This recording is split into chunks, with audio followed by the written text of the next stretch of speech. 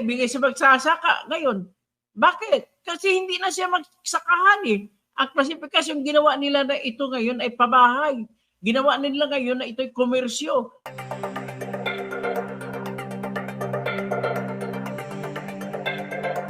Nagulat ang mga netizens sa revelasyon na isiniwalat ng vlogger na si Toto Kausing laban kay Lito Lapid na kung saan pagmamayari niya ang ekta-ektaryang lupain na kinatatayuan ng malalaking establishmento at mga illegal na Pogo hubs sa Pampanga.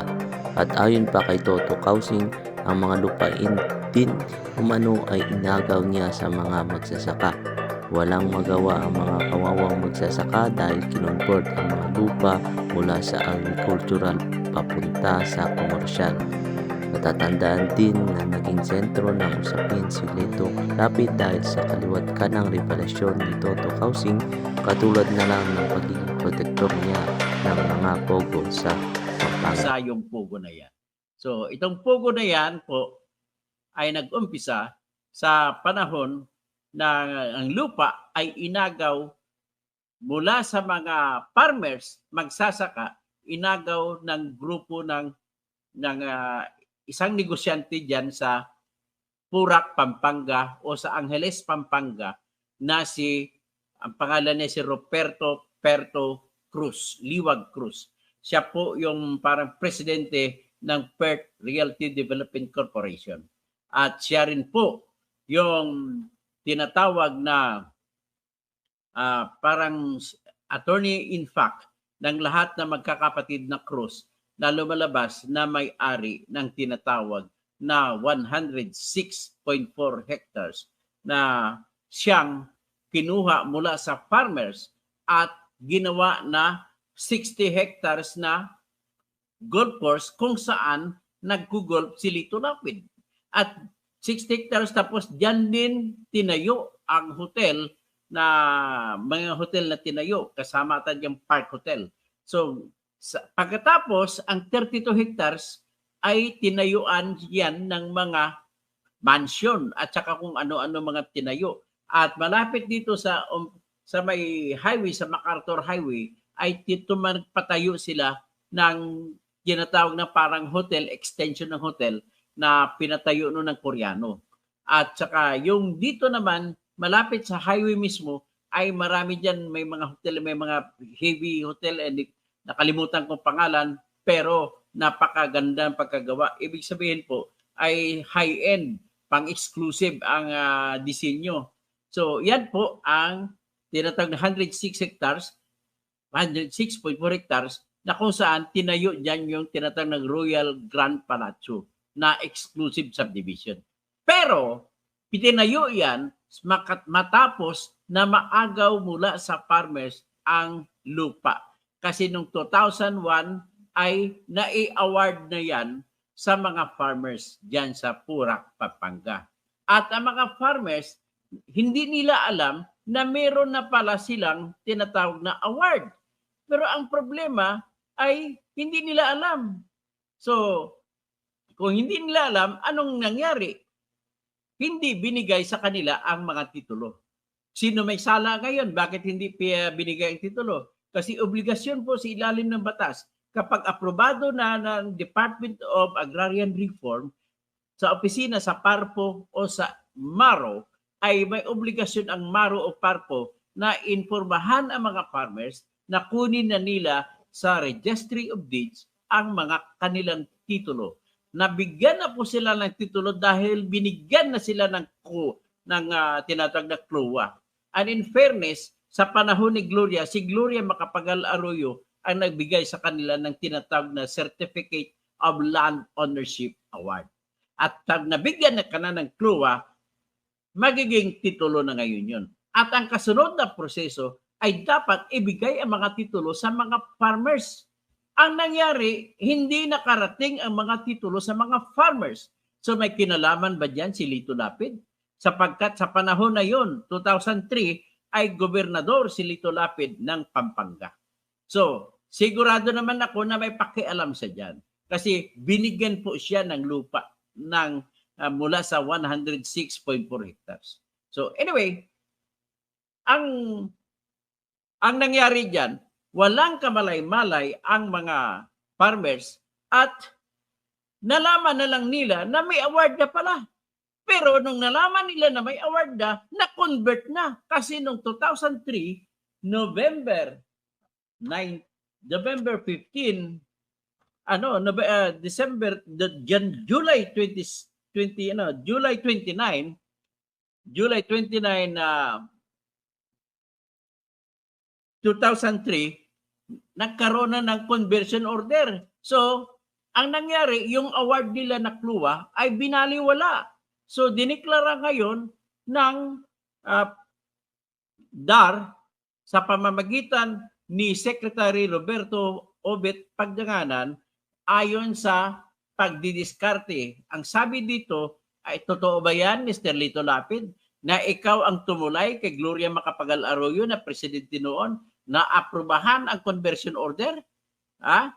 Noong na inaprubahan ito noong July 29, 2003. So naaprubahan ang conversion order, hindi na at ito ngayon ay lupa na turismo. So yan po ang ginawa ninyo, Lito Lapid. Di ba kasangkot ka dyan, Mr. Lito Lapid?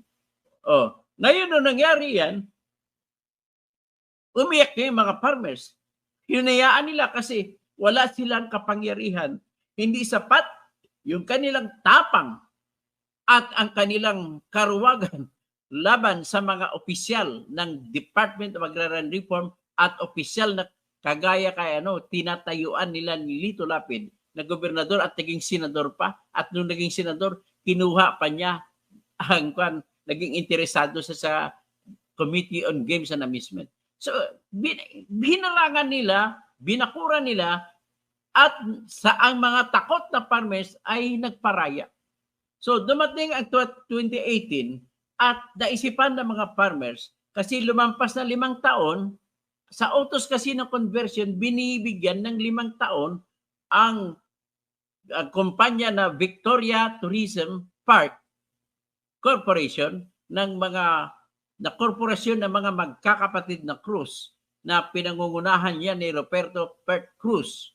At ang ginamit nila na ang korporasyon na yan para bilang may-ari ng mga subdivision na tinatawag na Royal Grand Palazzo.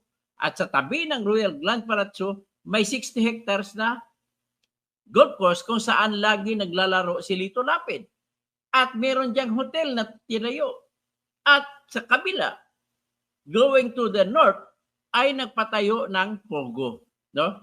Nasa boundary na ng Angeles City. So doon na tinayo ang Pogo sa boundary ng Angeles City at saka Porac. So nanaytayo ngayon yan, 10 hectares yan. So naitinayo yan simula ng 2019. So ngayon yung mga farmers no nang na nagrereklamo na ibalik sa kanila, na kansilahin ang conversion order, ay nanalo sila. Ang desisyon ay nilabas noong November 15, 2019. So ito po yung desisyon. Hindi po ako dito nagkwento-kwento ng Mr. Lito Lapid. Ito yung desisyon na pabor sa mga farmers. Ito yung desisyon. So ngayon, kung ito yung desisyon, pakita ko sa inyo, kapal-kapal nito. Ang nakalagay na petsa dito ay November 15, 2019. So, pirmado yan na Susana Serrano, Land Use Cases Committee, Attorney Marvin Bernal, Land Use Cases Committee member. Tapos, si Attorney Jim Colito, Land Use Committee Chairman. Okay, yan po ang desisyon. Ang sinabi sa desisyon, ang natira na mga 40 hectares ay ibigay sa mga farmers. So, ngayon, 2019, nagsimula na ngayong noong October pa lang, nagsimula na ng construction ng Pogo. So, para matuloy ang negosyo sa Pogo, siyempre kailangan ng mga protectors. Of course, hindi malayo na nandoon ang kamay ni Mr. Lito Lapid. Tama, kasi ikaw chairman ng Games and Amusement Committee. Tapos nandun din ang kamay na bakal ni Jing Kapil o Kapal. At andun na siyempre, hindi papayag si Bong Pineda na magkakaroon ng palaro dyan na sugal kung hindi dadaan sa kanya. So, imposible po mangyari na ang sinasabi ni Lito Lapid at saka ni Baby Pineda na hindi nila alam ang pugo diyan sa Purak ay kasinungalingan. Malaking kasinungalingan. Yan po ang katotohanan dyan. So ngayon, dahil sa nanalo ang farmers, ang ginawa nila, inantay pa nila, kunwari, tinago nilang desisyon. Ito naman ang kawawa mga farmers, hindi nila alam kasi wala rin silang abogado. Hindi nila alam kung anong gagawin at November 9, 2015, 2019 pa sila nagkaroon ng desisyon. Pero, tinago-tago yung desisyon na yan at nagkunwari itong si Roberto Cruz, Liwag Cruz, at ang kanyang kumpanya na Victoria Tourism Park ay tinago lamang nila ang desisyon at patuloy sila ng patayo ng pugo. 10 hectares. Doon nila pinatayo doon sa bakante na natira na kasama sa iginagawad ng DARCO o Department of Agrarian Reform Committee ang lupa na para sa farmers. So ngayon, saan na papunta ngayon ang farmers? Kasi ang 10 hectares ninakaw ninyo, inagaw ninyo sa agraryo. Mr. Lito Lapid, kasama ka ba dyan sa pag-aagaw? Siyempre, titingin ng taga-Purak, ikaw ay may kagawan yan. Kasi unang-una, senador ka. Pangalawa, ikaw pa ang chairman ng committee sa mga sa opisina na nagbibigay ng lisensya sa Pogo. So, natural, kung talagang ikaw makonsensya sa mga kabalin mo at kung ikaw ay talagang magaling na lapid o magaling na kabalin, dapat inuna mo ang kapakanan ng mga kabalin mo sa Purak. Pero ang problema, hindi ka magaling. Ang alam ko lang na magaling na lapid ay si Percy Lapid at isa pa, Lapid Chicharon. So, yan lamang. Yan ang problema talaga Lito Lapid. So, ngayon, sabi ng misis ko, chillax lang ako. Alam mo, pag-usapin ng katarungan at katotohanan at pag-alipusta sa mga magsasaka ay parang ipagdasal natin ngayong linggo. Mga kapatid ko, mga Muslims, mga Islam, Assalamualaikum warahmatullahi wa barakatuh. Ipagdasal nyo rin ang mga farmers diyan sa Purak, Pampanga na manaig sila. Pero ang problema ko, paano gigibain ba yung mga building sa 10 hectares para masakahan lamang ng mga magsasaka? O hindi ko maisip kung paano. Ang karapatan na sa magsasaka, papayag ba sila na yung 10 hectares na yan ay mapawala sa kanila dahil may mga building? O ang isa pang na-discover ko rito, ikaw rin siguro may pakana dito, may kinalaman ka ba dito, Senator Lito Lapid? Mga pinirwisyo mo na ng husto ang mga kabalin mo dyan sa Purak, Pampanga. Bakit? Ang mga farmers, kinonvert na nga yung lupa mula sa sakahan papunta sa residential o pabahay, sa komersyo at sa ekoturismo, ay hindi man lamang nila nakuha ang karapatan nila sa ilalim ng batas na nagbibigay sa kanila, nagkagarantiya sa kanila ng tinatawag na disturbance fee, disturbance compensation. Kasi hindi ka nakakuan, dapat babayaran sila. Ang problema ni piso walang bayad. Yan ang problema. Saan ba kumuha si Roberto ng pera? Ngayon, isisiwalat ko lang siguro no next sa pag-ano ko, ang na-discover ko sa aking research dyan ay ang mga CLOA na titulo ay pinalabas na binenta na ng mga farmers sa kumpanya, sa mga Roberto, sa mga Cruz siblings na magkakapatid na Cruz.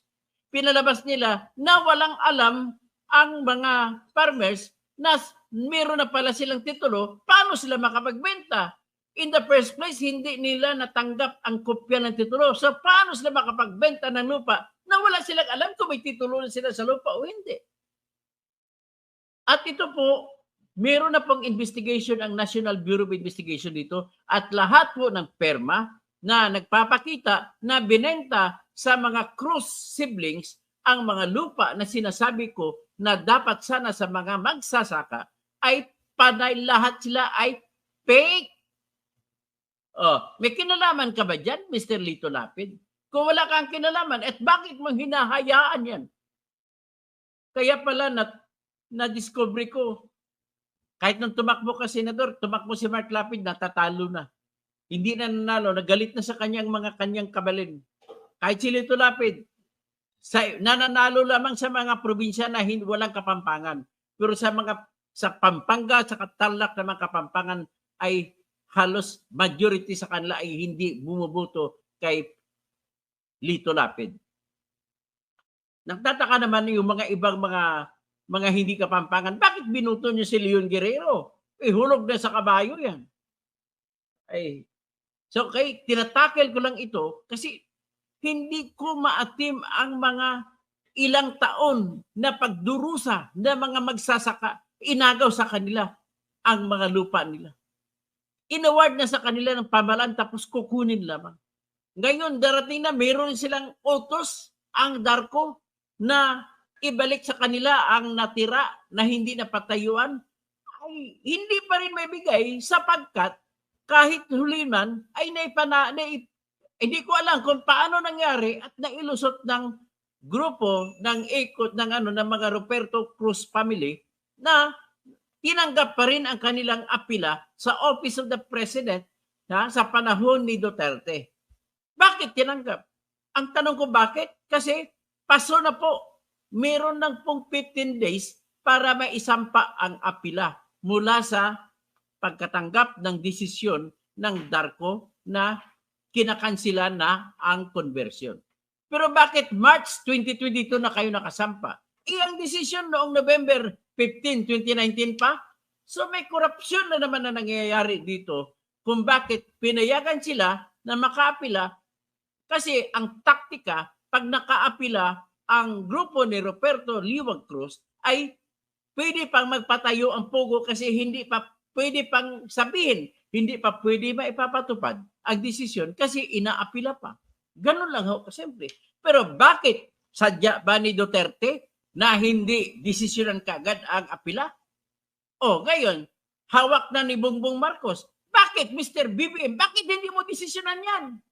Hanggang ngayon sa opisina mo, sa ODISLA, Office of the Deputy Executive Secretary for Legal Affairs. Bakit hindi niyo pa dinidesisyonan yan? Ang apila. Ano ngayon? Sana yung mamamatay na yung magsasaka hindi makakatikim. Mas binibigyan nyo ng pabor yung mga project na yan. At dahil may pogo, mas lalo kayong nanggagalaiti. So, yan po ang pang-agaw ng lupa ng mga farmers. Yan, Mr. Lito Lapid. Ang alam ko, may binigyan ka ng lupa dyan. At may hawak din ako na tax declaration patungkol dyan. Ito ang tax declaration. Nakabasahin ko pangalan. Lapid Manuel M. and Lapid Marisa T. Spouses. Porac, Pampanga. Location.